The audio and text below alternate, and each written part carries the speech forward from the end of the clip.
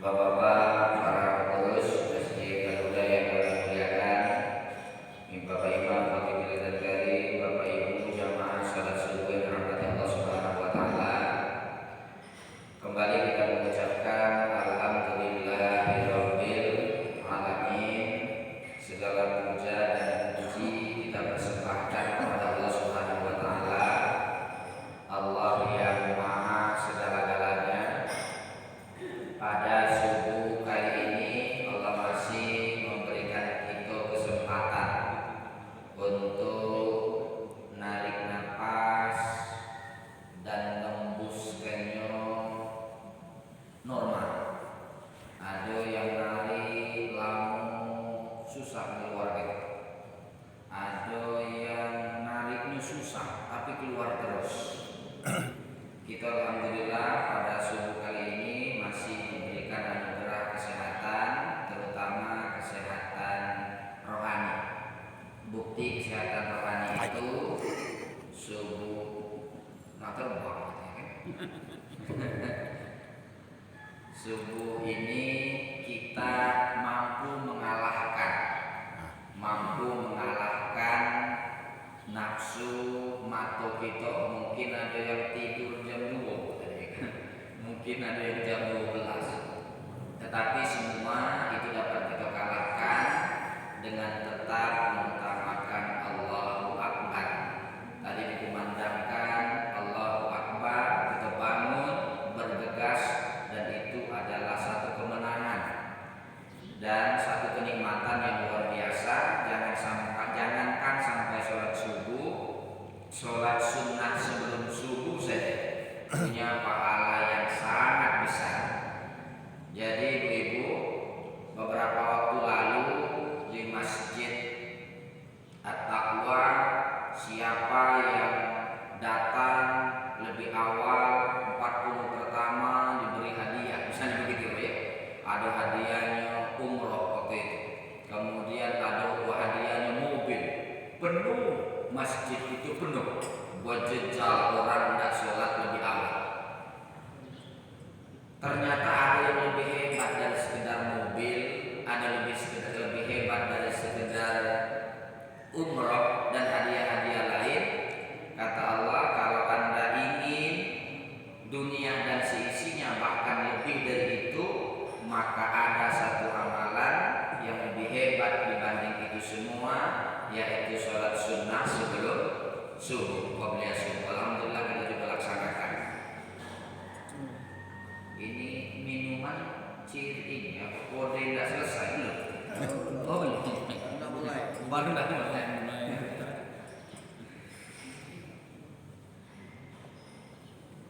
Selanjutnya mari kita berbanyak sholawat kepada Nabi Muhammad sallallahu alaihi wasallam.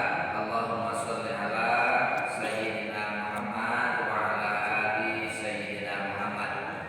Ibu dan bapak sekalian jemaah subuh yang dirahmati Allah, sebagai bentuk cinta kita kepada beliau, mari kita perbanyak sholawat ini, karena semakin kita cinta, semakin kita rindu, itu adalah semakin sering kita mengingat, semakin sering kita menyebut. Kalau ibu-ibu rindu dengan anak, biasanya selalu tersebut, selalu termimpi, selalu terngiang-ngiang, bahkan selalu tersebut. Maka ketika kita cinta kepada Rasulullah Sallallahu Alaihi Wasallam pun, mari kita sering bersolawat, minimal solawat Jibril. Apa bunyi solawat Jibril itu? Sallallahu ala Muhammad, Sallallahu ala Muhammad, Sallallahu ala Muhammad. Kata Habib Lutfi, jangan kurang sehari 200 kali solawat Jibril sebagai bentuk cinta kepada Rasulullah. Sambil duduk, sambil nonton, kadang-kadang sambil main handphone dan seterusnya, solawat terus di lisan dan di hati kita. Sallallahu ala Muhammad, Sallallahu ala Muhammad, Sallallahu ala Muhammad. Agak lengkap, Allahumma sholli ala Sayyidina Muhammad wa ala ali Sayyidina Muhammad. Bapak Ibu jemaah sekalian yang dirahmati Allah, sebelum masuk ke kajian subuh kita,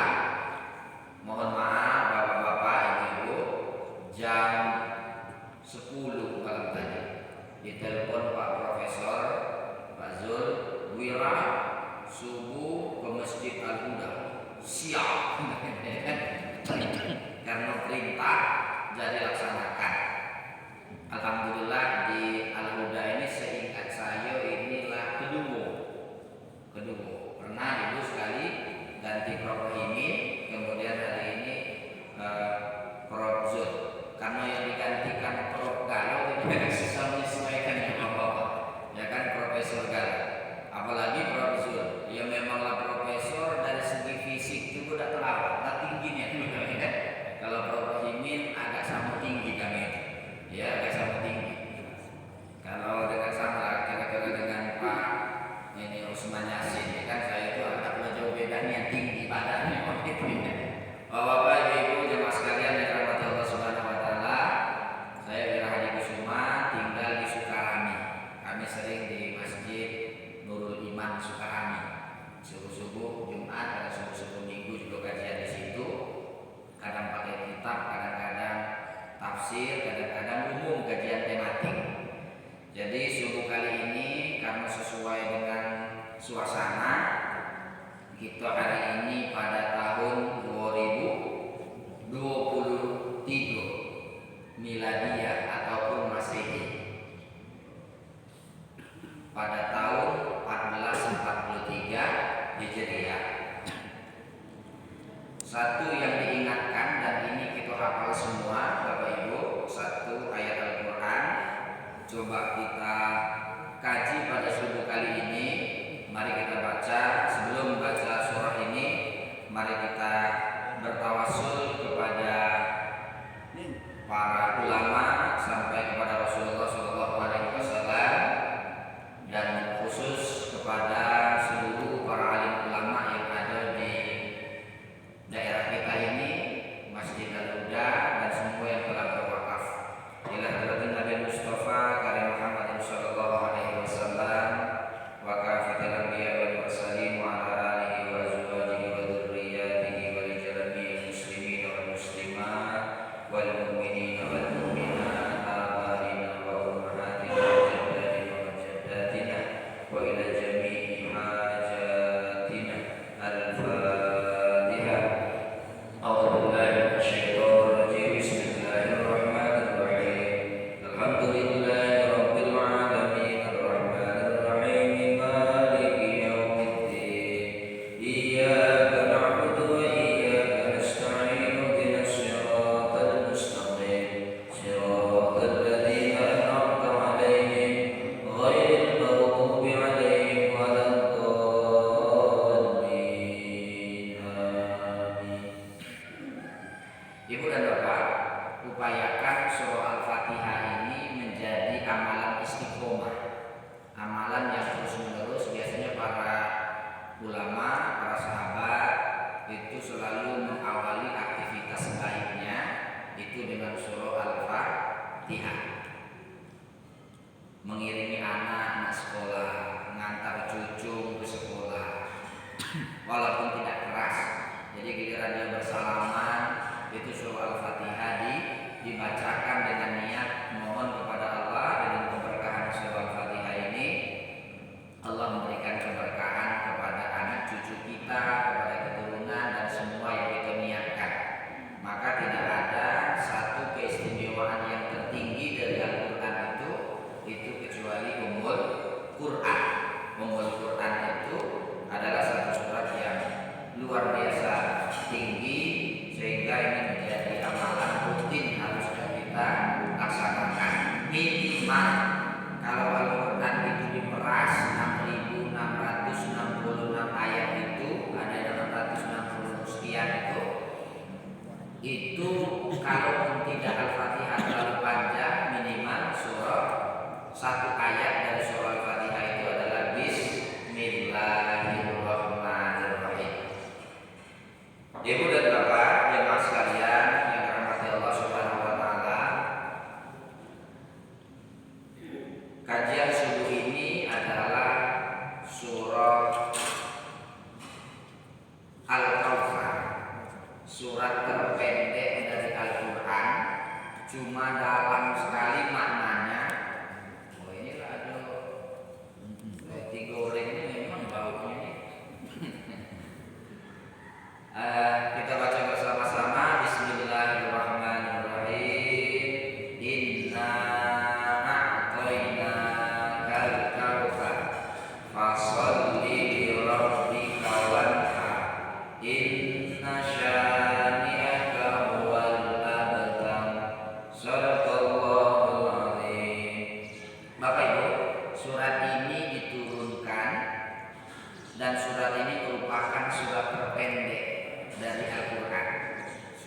terpendek.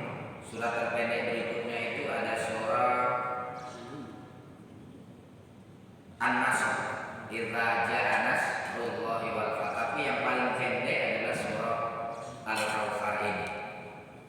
Kita coba mulai dari huruf pertama, Ibu dan Bapak. Allah mengisyaratkan dengan kita, inna, sesungguhnya kami, kata Allah. A'toina, a'toyut itu memberikan, ngasih, bahasa panoramanya nunjuk. Sesungguhnya kami yang memberikan Al-Kautsar, nikmat yang banyak. Jadi Allah menggunakan inna itu dalam kaidah bahasa disebut dengan harfu taukid, huruf yang menguatkan. Harusnya bisa ini a'toinika, tetapi Allah menggunakan inna jamak. Kenapa ini? Ini Allah ingin mempertegas dengan kita segala semuanya bahwa semua yang kita punya itu adalah dari Allah Subhanahu wa taala. Inna a'toinaka. Semua yang kita punya, ada yang punya jabatan, ada yang punya gelar, ada yang punya harta, ada yang punya status, ada yang punya macam-macam. Ada yang punya pulau, ada yang punya pesawat, dan semua itu adalah milik Allah Subhanahu wa taala. Allah ingin menguatkan inna a'toinakal kautsar. Nah, ini ayat menjelaskan tidak ada yang perlu kita sombongkan, tidak ada yang perlu kita banggakan, karena memang semuanya milik Allah Subhanahu wa taala. Kemudian huruf berikutnya adalah kata berikutnya, kalimat berikutnya a'toinaka. Ngenjuk, kalau bahasa Arab itu kalau menunjuk sedikit itu a'toyukti. Dia ngasih tapi dikit. Nah, jadi Bapak Ibu, Allah merasa yang kita dimiliki kita itu sedikit. Al-Kautsar tapi banyak. Ini menurut Quraisy itu kok ada kontradiksi, bertentangan. Ngasih dikit tapi banyak. Apa maksudnya? Kalaulah kita merasa seluruh yang kita punya berupa apapun lah, jabatan, status tadi, duit dan seterusnya, itu kalau kita ngasih rasakan sedikit. Ulangi Bu, kalau kita ngasih rasakan sedikit. Kita ini kan kebalik. Kalau ngasih rasanya terus ngasih. Ngasih dengan mertua 5 tahun lalu ngasihnya itu, tapi disebut kemudian dulu lah pernah aku kasih mak mertua 5 juta. Kapan? Waktu lamaran dulu ya. Jadi 5 tahun lalu disebut. Maka kata Allah, kalau kalian ngasih, kita ngasih termasuk ke masjid ini, termasuk sedekah subuh. Ternyata sedekah yang paling hebat itu adalah sedekah subuh. Sedekah subuh itu luar biasa. Jadi yang ngasih kue, yang ngasih minum kita hari ini, subuh-subuh habis subuh ini, itu punya keutamaan yang luar biasa. Tapi rasukan baru belum ngasih. Kalau sering itu rasukan jangan pernah merasa banyak ngasih. Nyumbang ke Masjid Al-Huda walaupun lepade bagus seperti ini, jangan pernah merasa sering gitu ngasih. Aku batu, aku 20 juta, mimbar aku misalnya kan. Tidak usah. Jadi a'toyukti, kata Allah, aku kasih kepadamu itu baru dikit. Karena memang kalau kita ngasih rumusnya rasukan baru sedikit. Jangan sampai yang sering kita ingat-ingat yang kita kasih. Apalagi kalau misalnya suami nak menyebut istri, nah dari dulu aku ngasih terus gitu ya kan. Termasuk ibu-ibu, aku dulu dari dulu aku masakan misalnya. Itu tidak akan pernah selesai. Maka rumusnya a'toinaka. Kalau ngasih kepada siapapun rasakan sedikit. Al-Kautsar. Tapi kalau nerimo rasokan banyak. Bapak Ibu, kalau nerimo rasokan banyak. Walaupun dikasih, ya kami ini pegawai negeri masih golongan bawah, jangankan ujung bulan. Karena lengan di rumah misalnya kredit motor, ternyata sebulan itu masih 300-400 ribu menyerahkan ke ini istri. Saya sampaikan sambil ini ceramah karena sebelah rumah masjid itu, kalau nerimo rasokan banyak, gitu ya kan? Kalau nerimo rasokan banyak. Jadi kalau kita memberi rasakan baru sedikit, kalau perlu tidak pernah merasakan. Tetapi kalau kita nerima rasakan banyak. Nah disinilah ibu-ibu, bapak-bapak, supaya kita bersyukur. Apapun yang diberikan oleh orang kepada kita, ketika kita memberi, tidak usah diingat-ingat pemberian itu. Ketika kita menerima, rasakan walaupun dikit, tapi luar biasa. Kemarin dengan Pak Gubernur, kemudian Pak Prof. Zul, termasuk Pak Prof. Rohimin, itu kami sudah distisna. Padahal Bapak Ibu, ini ada seorang kiai dari pesantren Al-Um yang sering juara MTQ provinsi, santri-santrinya itu, bahkan beliau itu juga ahli Quran, ahli hadis, usianya 50-an sekian, Kiai Ali Salam, itu viral juga sekarang di media sosial. Di usia yang 50 sekian itu sarjana stisnu gitu Pak. Apa yang dia katakan di situ? Jadi padahal itu sekian ratus hektar sawit dia punya, sekian ratus hektar karet dia punya, santri ribuan di Bengkulu Utara itu, tapi tidak pernah dia merasakan punya. Tiap kali dia ceramah pidato, ini semua titipan untuk umat Indonesia, bukan milik Ali Salam. Bahkan sampai dibuktikan dia duduk paling depan, umur 50-an Pak, pakai pena, pakai buku, nulis, duduk di paling depan. Sementara dosennya paling tua Wira, paling tua di Stisnu itu, paling tua itu umur 37 tahun Pak. Sementara beliau dari segi ilmu tidak mungkin itu kurang. Yang dikajinya bukan lagi kitab putih, kitab kuning gitu ya. Saking memang secara keilmuan. Tapi apa yang dia katakan merujuk kepada ayat ini, tidak ada yang saya punya, tidak ada istilah lain. Lebih seru lagi kami itu kalau belajar, sambil belajar tuh salaman dengan beliau karena beliau lumpuh karena memang jatuh kemarin. Jadi setelah hampir 3 tahun ini pakai kursi roda. Kursi roda pun kemarin wisuda juga pakai kursi roda. Salaman pun kita cium tangan dia pulun cium tangan gitu kan. Dia merasa tidak ada yang lebih tinggi kecuali seorang guru menurut beliau. Sementara kita merasa dia juga guru, maka berebutlah cium tangan gitu kan. Ibu dan Bapak, apa yang diajari dari sini? Diajari bahwa kalau kita nerimo rasakan banyak. Mungkin dikit nih yang ilmu dari anak-anak muda, tetapi menurut beliau itu adalah banyak sekali. Tapi kalaupun kita memberi kepada siapapun, rasakan itu baru sedikit. Ibu dan Bapak jemaah sekalian yang dirahmati Allah Subhanahu wa taala, berikutnya ayat itu di ayat kedua, fasolli, perintah. Fa itu huruf penyambung. Kalau dia fa berarti segera. Fasolli maka segeralah sholat. Jadi ciri orang yang tadi bersyukur, merasa milik Allah galau-galau, kemudian kalaupun dia ngasih itu bukan dia yang ngasih tapi Allah yang ngasih. Kalaupun dia nerimo, dia yakin karena yang memberikan itu bukan orang itu tapi Allah Subhanahu wa taala, maka dia fasolli, dia segera sholat. Segera. Kalau wa itu dan bersyarat. Kalau au pilihan, au itu atau. Kalau summa boleh jadi jangka panjang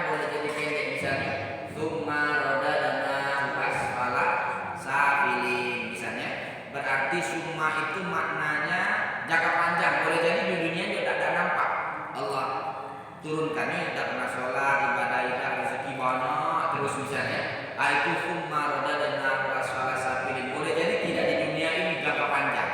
Tapi kalau fa itu segera, tidak boleh ditunda-tunda, maka segeralah sholat.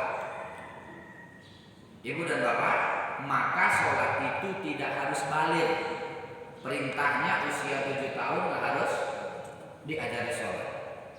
Umur 10 kalau tidak dipukul dikit. Apa istilahnya? Apa cocok beda ya kan? Dipukul itu maksudnya lebih pendidikan. Jangan pula kayak beberapa kemarin yang kasus gontor gitu ya kan? Pakai tendang, pakai gebuk sampai meninggal gitu ya kan? Jadi, nah kenapa? Karena memang sholat ini sebagai indikator, sebagai ukuran orang-orang yang betul-betul merasa bersyukur kepada Allah Subhanahu wa Ta'ala. Kalau mau melihat orang itu bersyukur atau tidak atas nikmat yang Allah berikan tadi, maka ceklah sholat. Kalau sholatnya berarti dia bersyukur kepada Allah Subhanahu wa Ta'ala.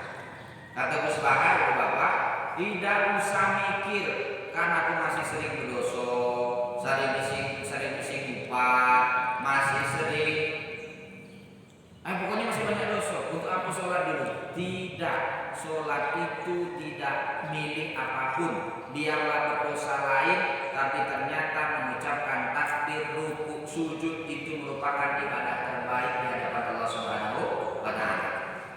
Makanya Ibu dan Bapak pastikan bahwa untuk kita menundukkan diri, kalau ada yang agak sombong dikit, maka latihlah bahwa kita fasolli, maka hendaklah kita beribadah kepada Allah dalam pengertian bersolat kepada Allah Subhanahu wa Ta'ala. Tapi fasolli itu menurut ulama ada lain.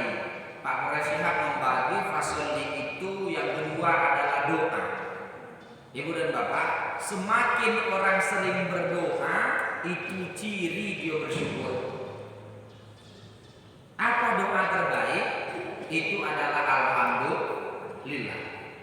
Afdhalul dzikri la ilaha illallah, afdhalud doa alhamdulillah. Maka kata Imam Nawawi, ada 11 tempat disunahkan untuk beralhamdulillah. Bangun tidur, semua menyelesaikan sesuatu itu dengan alhamdulillah. Ada yang agak banyak kalau doa di awal, di tengah, di akhir. Makanya kalau Pak Imam dari mimpi alhamdulillahirabbil alamin sholatu alhamdulillahirabbil alamin diakhiri dengan alhamdulillah.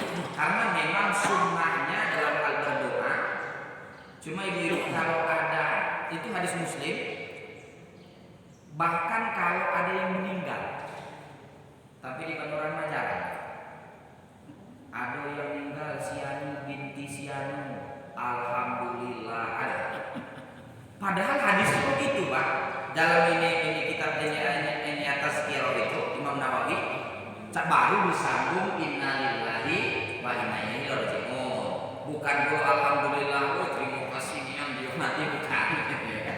Maksudnya bahwa memang semakin tinggi orang itu, maka ungkapannya alhamdulillahi ala kulli halin wa fi kulli halin. Alhamdulillah itu kondisi apapun. Tidak senang, tidak senang menurut kita berhusnuzon, itu terbaik kepada Allah Subhanahu oleh Allah Subhanahu wa Ta'ala untuk kita. Maka ungkapannya ninggal pun innalillahi, sebelum innalillah itu disunahkan mengucapkan alhamdulillah. Yang kencangnya karena budaya kita tidak gitu ya kan. Nah, pas ini dikabarkan tetangga kamu yang selama ini 7 tahun bermusuh meninggal. Alhamdulillah. Tidak usah Allah ya. Jadi itu bahkan disunahkan untuk membaca alhamdulillah. Doa tertinggi Bapak Ibu adalah alhamdulillah. Susah Pak ini, Pak Wira kami ini bingung, apalah nak doa. Sudah alhamdulillah. Alhamdulillah itu doa tertinggi dan terbaik. Kalau ditanya zikir yang terbaik adalah la ilaha illallah, doa terbaik adalah alhamdulillah.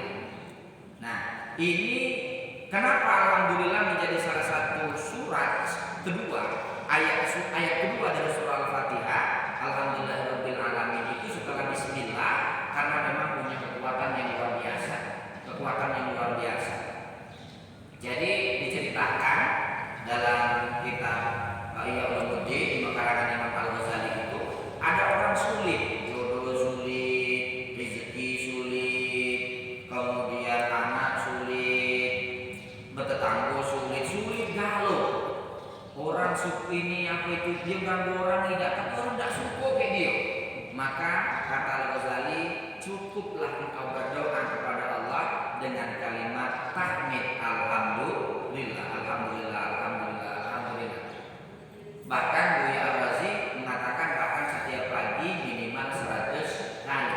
Nabi sholat sebelum keluar rumah, alhamdulillahirabbil alamin, alhamdulillahirabbil alamin, alhamdulillahirabbil alamin, alhamdulillahirabbil alamin. Yang dari jualan misalnya, bahwa belum Allah kasih saja kita sudah memuji Allah Subhanahu wa taala. Kita ini kan baru terima kasih kalau lah dikasih dan ditunjuk kan. Nah, biasanya baru alhamdulillah tuh kalau lah bedak tadi makan roti goreng, alhamdulillah. Kalau tidak bedak udah alhamdulillah gitu ya kan. Harusnya sebelum makan alhamdulillah bismillahirrahmanirrahim. Alhamdulillah itu duluan. Kenapa? Karena memang baru menyebut asma Allah. Kenapa? Karena tinggi sekali doa dari alhamdulillah. Segala puji bagi Allah Subhanahu wa taala. Nah, Ibu dan Bapak jemaah sekalian, maka tingkatan kedua satu sholat sudah, yang kedua itu adalah doa. Fasoli itu maknanya doa. Maka segeralah berdoa. Sholat tidak ada tunda menunda, dan ada syarat yang sulit. Kalau tidak bisa berwudu, tayamum. Tidak bisa tayamum, tidak mungkin ya kan? Ditayamumkan. Tidak bisa tayamum sendiri, ditayamumkan. Karena memang tidak bisa misalnya lumpuh gerak kita tayamumkan. Tidak bisa guling, tidak bisa tegak duduk, tidak bisa duduk guling, tidak bisa guling miring, tidak bisa miring pakai isyarat mata, tidak bisa pakai isyarat mata balik disolatkan misalnya kan. Nah itu saking memang sholat itu fasoli, maka kepada perintahnya segerakan, jangan ditunda-tunda. Kemudian fasoli bermakna doa, maka perbanyak doa ibu dan bapak, terutama kita yang di akhir-akhir usia ini, perbanyaklah kalimat tahmid alhamdulillah. Pokoknya kalimatnya alhamdulillah. Cuma akhir-akhir ini lagi viral Pak Menteri Agama gitu ya, gara-gara humor beliau itu dianggap tidak respect terhadap zikir, padahal tidak. Maksudnya itu lebih kepada guyonan untuk itu kelas tinggi, orang-orang yang biasanya pesantren biasa humor-humor begitu. Tapi bagi kelompok-kelompok yang memang tidak senang dengan begitu, masuk Menteri Agama terganggu dengan istighfar rektor ini UIN Jakarta misalnya, itu lagi viral sekarang. Ibu dan bapak jemaah sekalian yang dirahmati Allah, baru yang ketiga fasoli itu berarti silaturahim. Ada yang sakit, kunjungi. Jangan perlu di WA baik. Kalau di WA itu ada yang sakit, semoga sehat gitu kan. Ada tak yang datang? Tidak ada. Ibu bapak lemak didoakan lewat WA atau dikunjungi? Kira-kira secara psikologis, termasuk secara sosiologis lah ya Pak Usman ya. Kita orang sosial ini selalu enak kalau dikunjungi langsung, selalu enak kalau didatangi, walaupun dia tidak bawa apa-apa. Kenapa? Karena memang orang yang sakit, apalagi yang sakit parah itu, apalagi kalau ada clash, ada masalah, tidak cukup lewat WA, tidak cukup lewat telepon, harus dikunjungi. Maka fasoli, segerakan silaturahmi.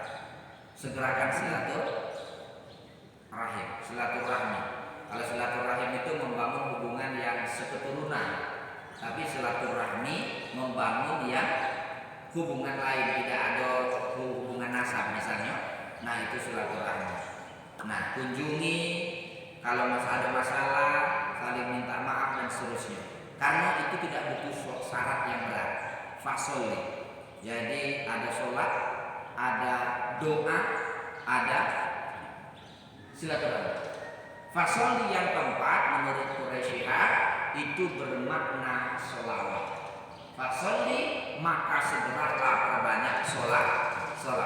Sallallahu alaihi Muhammad, sallallahu alaihi Muhammad, sallallahu alaihi Muhammad. Syukur-syukur seperti kami juga Pak Imam di Masjid Al-Falah Basamim itu saking seringnya dia ini cinta sholawat itu sampai bermimpi-mimpi puncaknya sampai bertemu dengan Rasulullah. Saking cintanya, doanya ya Allah mintakan saya bisa bertemu dengan Rasulullah. Selain mimpi, akhirnya diberangkatkan zaman Pak Khalid Effendi waktu itu diberangkatkan umroh. Saking dengan umroh itu dia bertemu, kemudian dapat berziarah ke makam Rasulullah. Itu bentuk sholawat kita, saking cinta kita kepada Rasulullah Shallallahu Alaihi Wasallam.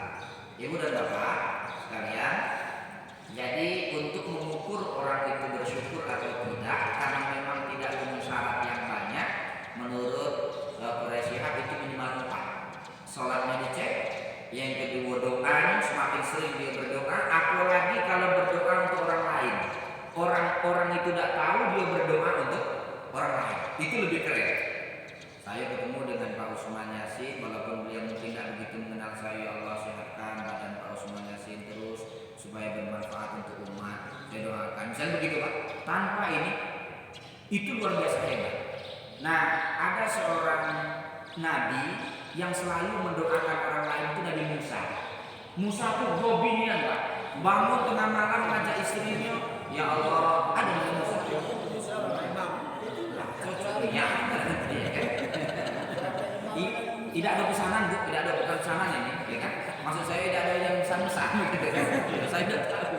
Jadi beliau itu, Nabi Musa itu bangun seperti malam dengan ajak istrinya, ya Allah sehatkanlah umatku, sehatkan tetanggaku, berikan rezeki mereka. Terus sepanjang-panjang itu doa ada untuk dirinya. Protes gini, ya Nabi Allah, ya Musa, doa tadi aku dengar untuk orang galau, katanya kan? Lalu mana untuk kita? Mana untuk anak kita? Mana untuk rumah kita? Mana untuk kita? Mulai ditanya oleh Musa, ya istriku, kau lebih suka diaminkan malaikat apa diaminkan kau dewe?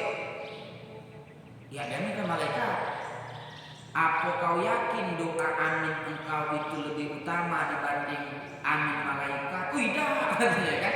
Kalau begitu, ketika engkau berdoa untuk saudaramu lain tanpa diketahuinya, maka doa itu untuk kita. Malaikat berkata, wa alaika wa alaika wa alaika wa alaika. Ya Allah sehatkanlah semuanya, kata malaikat tadi, wa wira juga begitu.